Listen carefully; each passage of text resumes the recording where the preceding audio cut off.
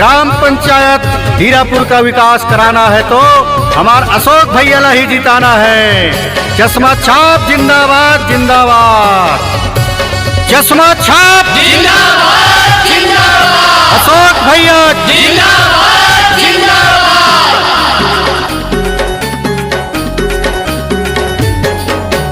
जुर मिल के जाना है, मुहर लगाना है, यही जिताना है गा। जुर मिल के जाना है, मुहर लगाना है, यही जिताना है गा। हमारा अशोक भैया खड़े हवेला सरपंच बनाना है ना। एक चश्मा वाले चिन्हा मतलब मुहर लगाना है ना। विकास किया है विकास करेंगे, एक बार जरूर मौका देवा संगवारी हो। हमार अशोक भैया ला भारी बहुमत से जितावा। चश्मा छाप में मुहर लगाओ, चश्मा छाप में मुहर लगाओ, चश्मा छाप जिंदाबाद जिंदाबाद, अशोक भैया जिंदाबाद जिंदाबाद। जन बुलाओ संगवारी हो। 17 फरवरी दिन सोमवार ला चश्मा छाप में मुहर लगाना है, मतदान केंद्र में आना है और अशोक भैया ला भारी बहुमत से जिताना है। सबके सुनैया ये रास्ता देखैया ये मुखिया बन के आई। जम्मू योजना के काम कराई, सबके दुख मिटाई।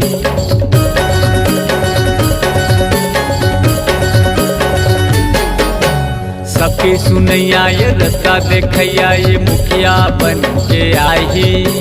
जम्मू योजना के काम कराई, सबके दुख मिटाई।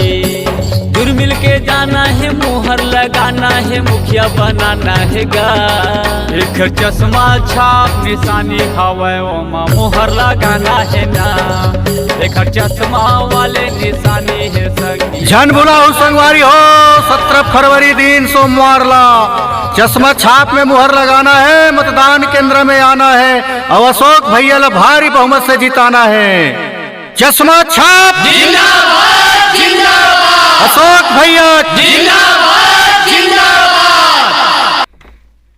ग्राम पंचायत हीरापुर का विकास कराना है तो हमार अशोक भैया ला ही जिताना है। चश्मा छाप जिंदाबाद जिंदाबाद, चश्मा छाप जिंदाबाद जिंदाबाद, अशोक भैया जिंदाबाद जिंदाबाद।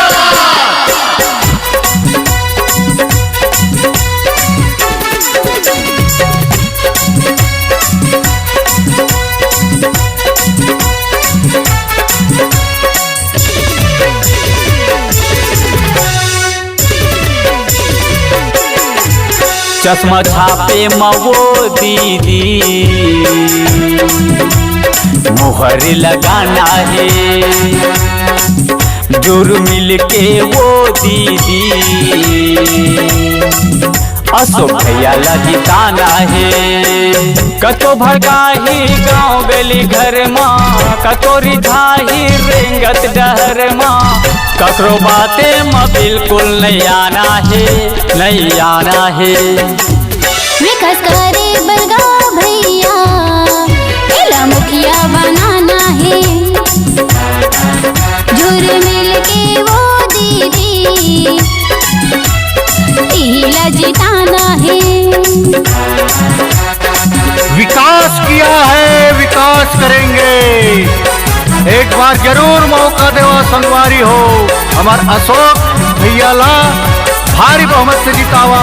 चश्मा छाप में मुहर लगाओ, चश्मा छाप में मुहर लगाओ, चश्मा छाप जिंदाबाद जिंदाबाद, अशोक भैया जिंदाबाद जिंदाबाद।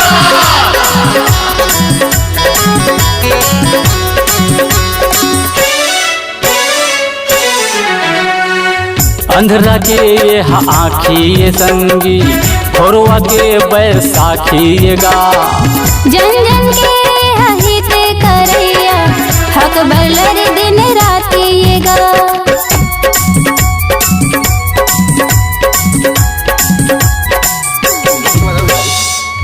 अंधरा के ये आँखी ये संगी, खोरवा के बैसाखी ये गा। जन जन के हित करैया, हक बलर दिन रात ये गा। जन जन के अकबर लड़े दिन रात ये गा। कको भड़काही गाँव गली घर माँ, कको रिझाही रेंगत डहर माँ, ककरो बाते माँ बिल्कुल नहीं आना है, नहीं आना है। विकास करे बरगा भैया, एला मुखिया बनाना है, जुर मिल के वो दीदी इला जिताना है।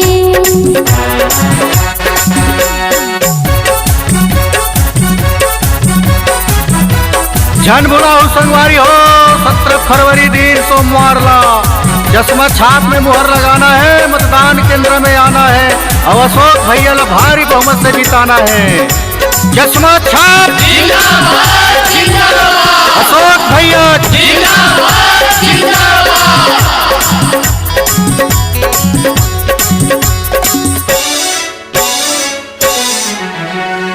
तेहिला जुर्मिल जिताना ही संगी, यही कराही विकास लगा। गरीब मन के यही सुनैया, सरपंच बनाबो अशोक भैया लगा।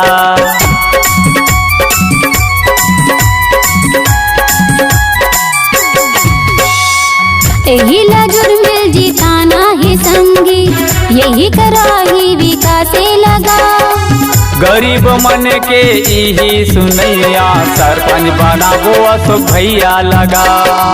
गरीब मन के यही सुनैया, सरपंच बनाबो अशोक भैया लाना।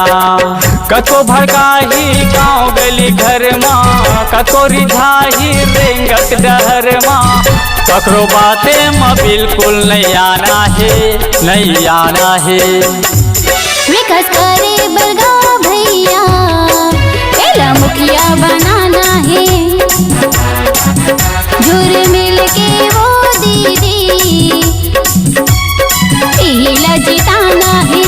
अशोक भैया लवो दीदी सरपंच बनाना है, अशोक भैया लवो दीदी सरपंच बनाना है। जसमा छाप जिंदाबाद जिंदाबाद अशोक भैया जिंदाबाद